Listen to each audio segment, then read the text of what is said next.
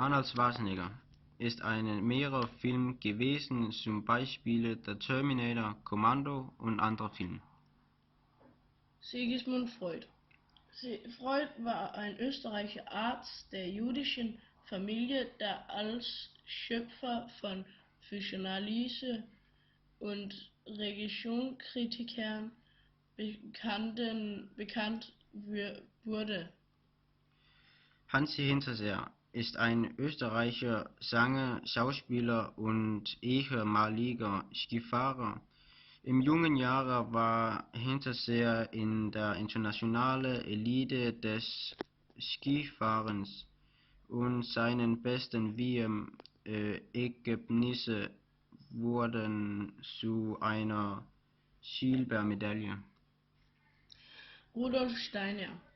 Rudolf Steiner war ein österreichischer Philosoph, Ethikist, Forscher, Pädagoge, Architekt, Dramatiker,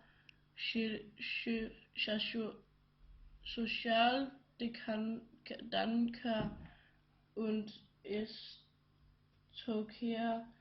Am bekanntesten ist er als Begründer der Artsophie und Steiner Pädagogik.